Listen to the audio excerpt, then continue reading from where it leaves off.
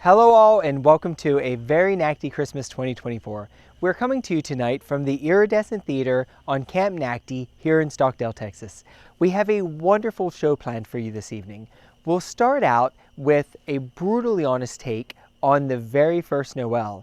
Then we will move forward in time to the 1800s and drop in on our old pal Charles Dickens with A Christmas Carol.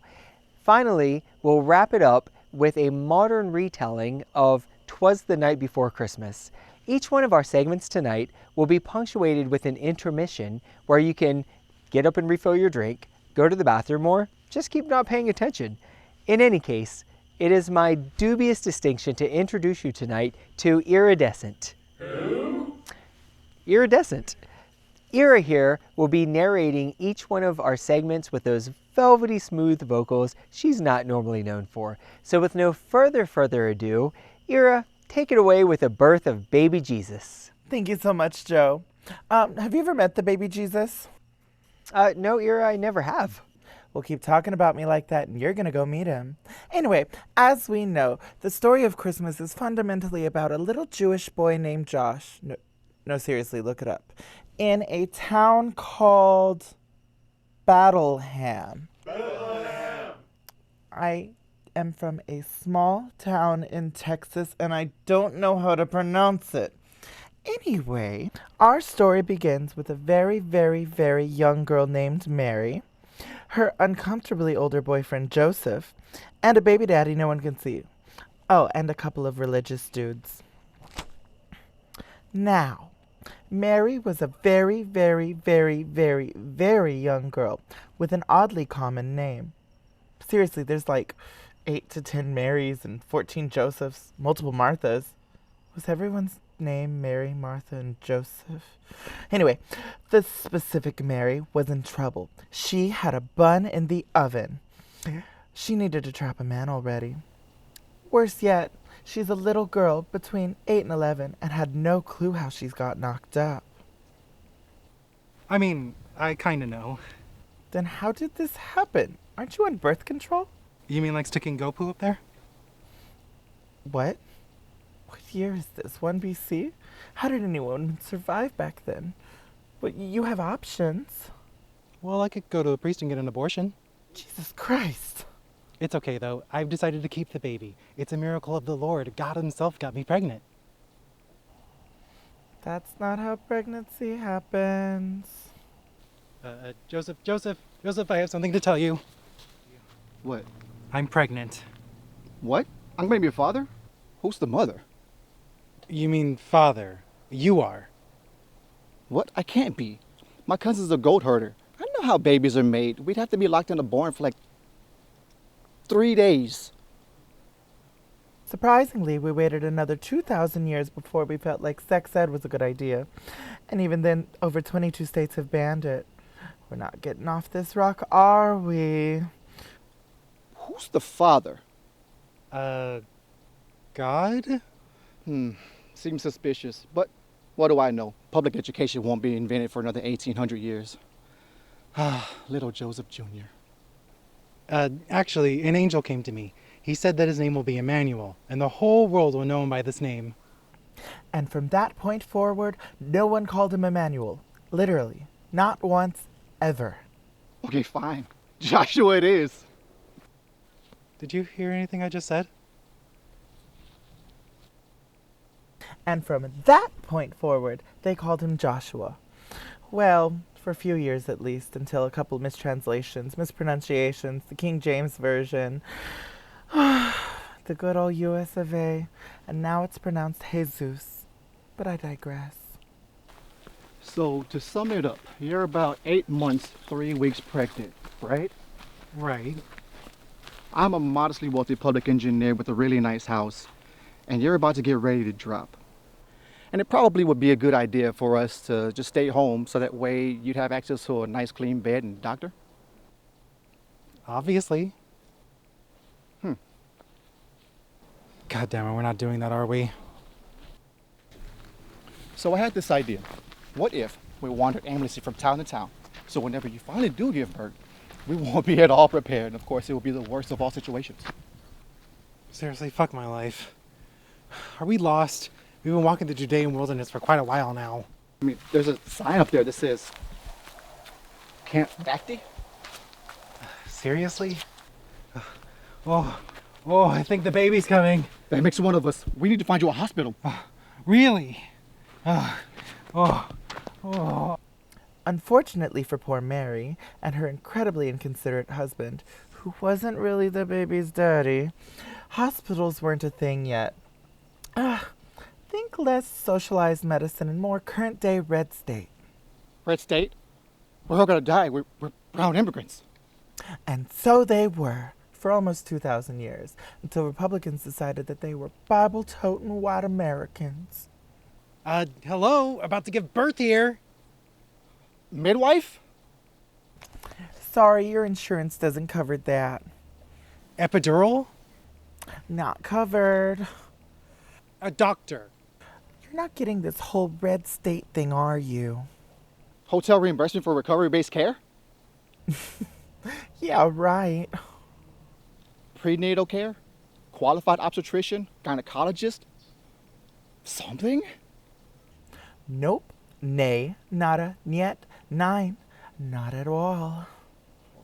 Birth control. How dare you? This is a Christian story. There are children watching.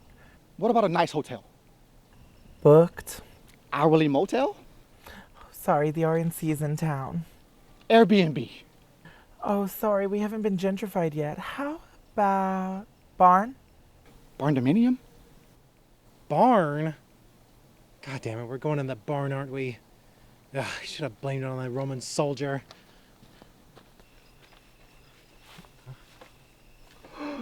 Oh my god, you just gave birth! Something that's so traumatic that it actually kills 25% of all women who do it! And you're a little girl under the age of 12? Also the fact that you're married to some old dude? Yikes! Wow, thanks for pointing out the obvious. Holy Mary, Mother of God, what are you wearing? Your clothes are in tatters and it's sub-zero temperatures. You look like a train wreck. Huh, you just keep going. You're covered in blood, look like you've been hit by a bus, which means it's the perfect time for company. Company!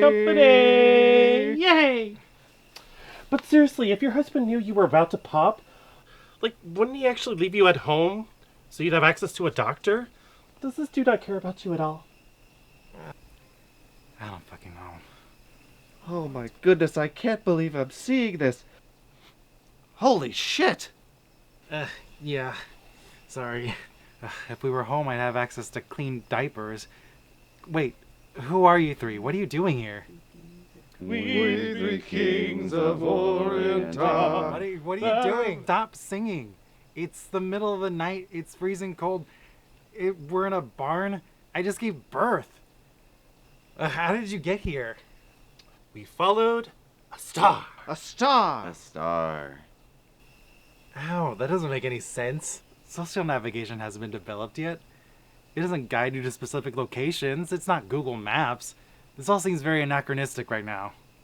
An anachronism, children, would be as if Mary and Joseph used Google Maps to find Egypt. The more you know.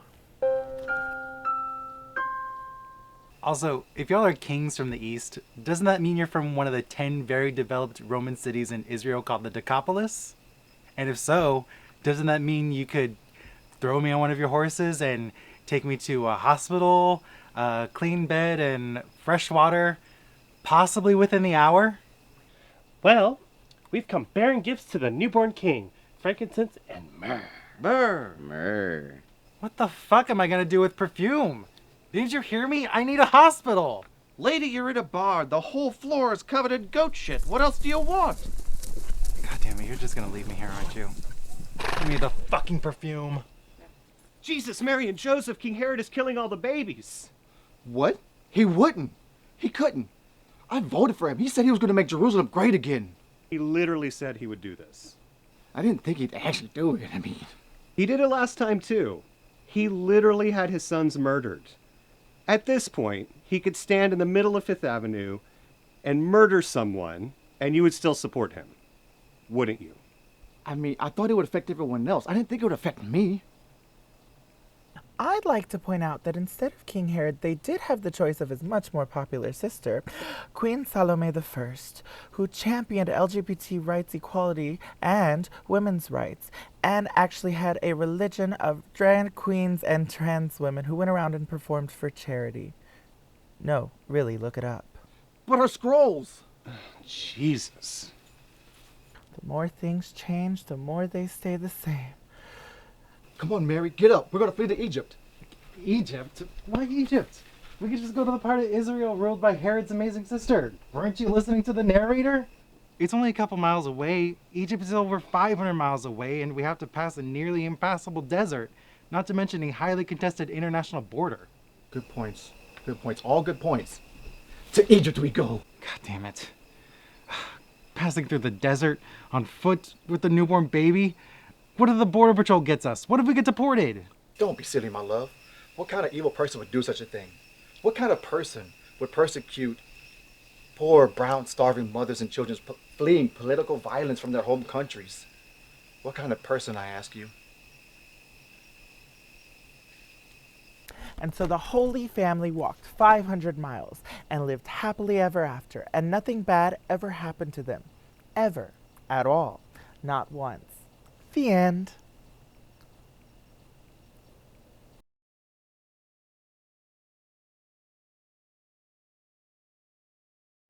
Now, as anyone who studies history knows, the modern version of Christmas was largely the creation of Charles Dickens.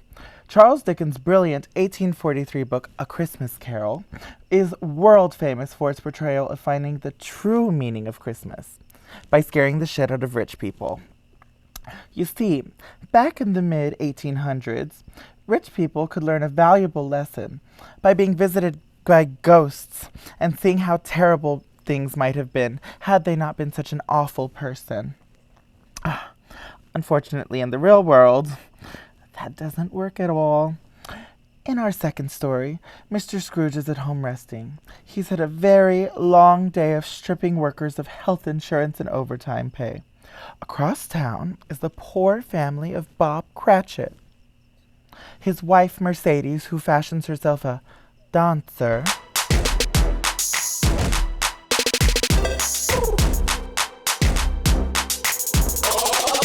and their poor, frail waif of a son, Tiny Tim. Poor Tiny Tim. I'm gonna miss you.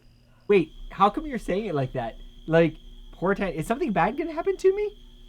Oh, my baby boy. You look so cute today. You look just like your daddy. Well, he does have my eyes. I'm sorry we can't afford a holiday ham this year. Scrooge hasn't paid me enough money to afford housing and food. Does that mean that we're gonna have gravel soup again this time, Mommy? Yes, we are, baby. Sadly. Bob, if Scrooge doesn't learn empathy and give us our health insurance back, little Timmy's gonna die. Wait, I'm sorry. Gonna die? How does Scrooge learning empathy fix whatever it is that I have? Like, how is that a qualified medical prognosis? Did my doctor tell you this? Well, it's the 1800s, baby. Everybody dies. That doesn't make any sense. Meanwhile, at the luxurious home of Mr. Scrooge, he gets a visit from his old pal, Elon Muskie.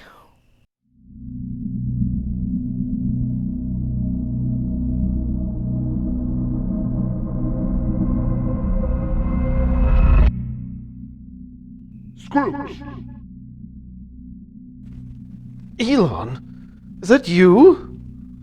Wake up. I'm here from the aftermath with a warning. If you don't restore health care and benefits to the thousands of workers in your factories, you'll make a fortune and only get richer. Yeah, I know. If you don't stop busting unions, you'll be able to keep hiring conservative Supreme Court justices, and you'll never be held accountable for bankrupting the middle class. Well, yes, that was already the plan. At that very moment, the ghost of Christmas past showed up to show Scrooge how his life went wrong by prioritizing money over family. Who are you? I am the ghost of Christmas past, Scrooge, and I'm here to show you how your life could be very different if you had made different choices. Different choices? Bah! Humbug! I'm one of the richest, most powerful men in the world. Why would I want to make different choices? The beloved family? Ha! I've got a line of supermodels out the door. When I tire of one, I simply get one a bit younger. I've got every supercar ever made, and I've got a palace on every continent. They use my Antarctic ice palace and die another day. I see I'm wasting my time then. Fine. Wait, what? Still fucked? God damn it. Have we even tried anything holistic? I mean, do people normally die from this? It's a cough and a limp. Maybe it's mold. No. A cold? Sorry, no. Some pollen, dander, dust? I don't know. No. Smoke inhalation? Underhydration? Whooping cough? No. Allergic to rust? Maybe it's asthma. No. Lung plasma? No. Hypochondriasis? What? All of these things are easily treatable. Fuck. Realizing how hopeless the situation was, in walks the ghost of Christmas present. Hello, Scrooge. I'm the ghost of Christmas present, and I'm here to show you how your actions are affecting your employees. Come along and walk with me. All right.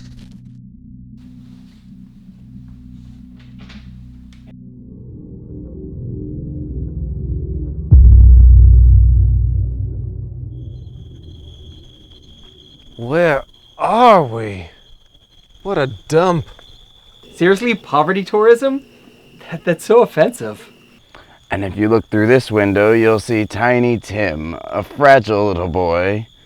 Ever since you took his family's health insurance, he hasn't been able to go to the doctor. And now he's sure to die. Wait, I'm going to die? Like, I thought that this was still up in the air. Like, there's still a chance he could see the error of his ways. He seems to have afforded that chair just fine. Seriously? Nothing? Are we done here? Fuck it. Whew. I have some senators to purchase in the morning. I'd like to get my beauty rest.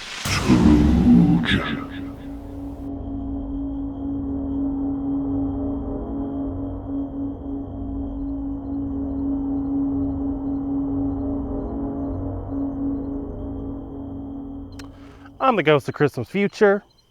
I'm here to show you what your end will be due to your greed and the hoarding of wealth.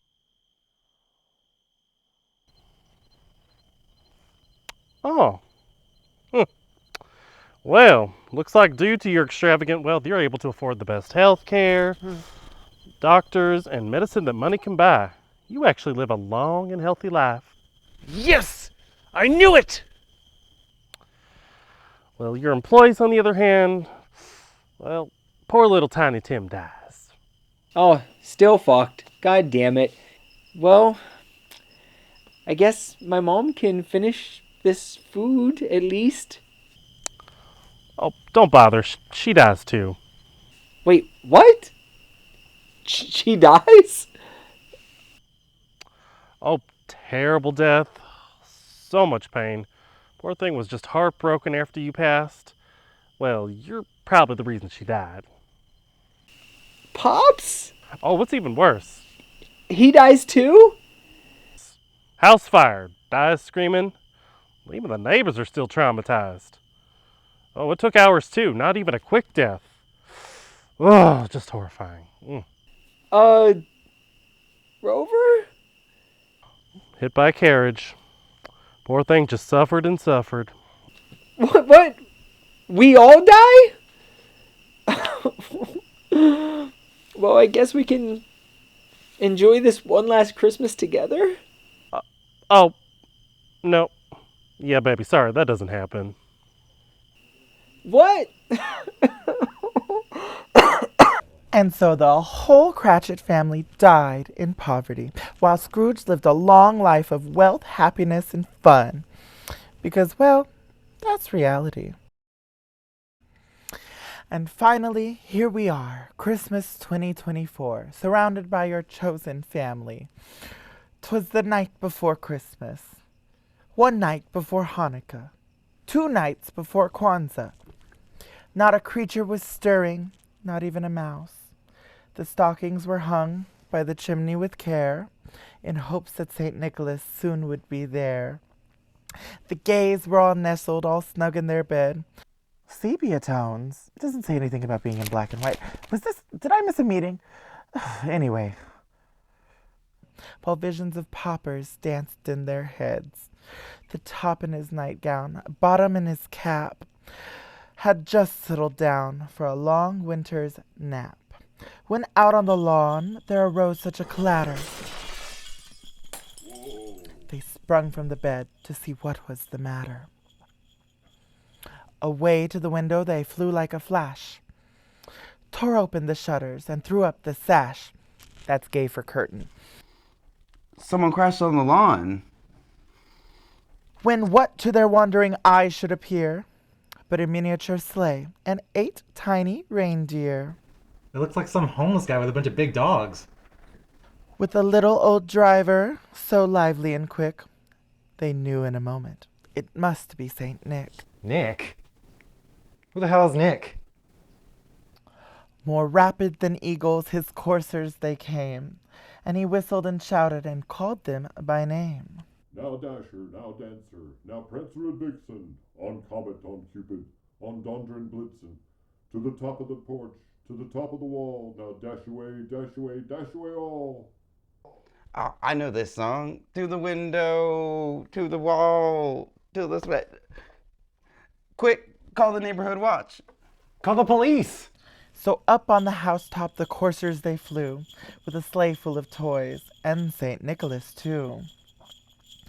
And then in a twinkling they heard on the roof, He's on the roof. the prancing and pawing of each little hoof. As they drew their heads and were turning around, down the chimney St. Nicholas came with a bound. He was dressed all in fur, from his head to his foot, and his clothes were all tarnished with ashes and soot. Really? Wizard of Oz? A bundle of toys he had flung on his back, and he looked like a peddler just opening his pack. A what? A peddler. A what? A peddler. A what? A salesman. Oh.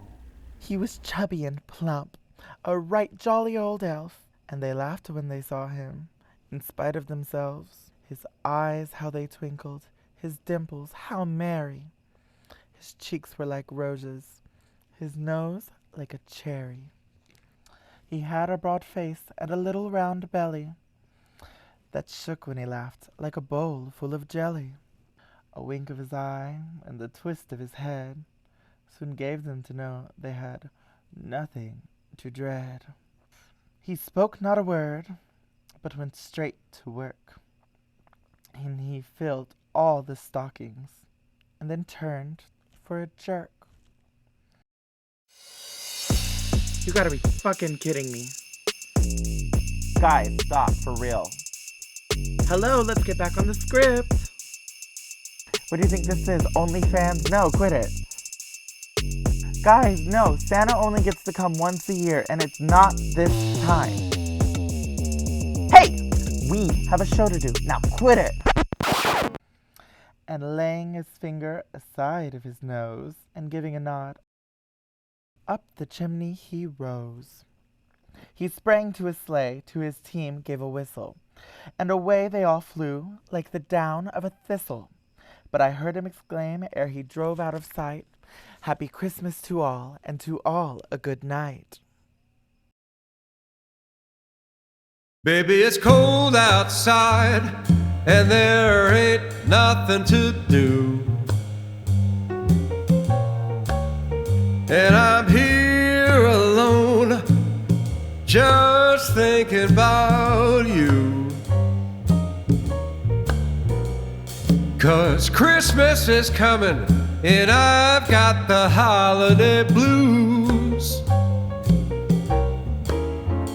Winter is way too long, or maybe that's my excuse. Break out the Christmas cheer, and I'll have a glass or two.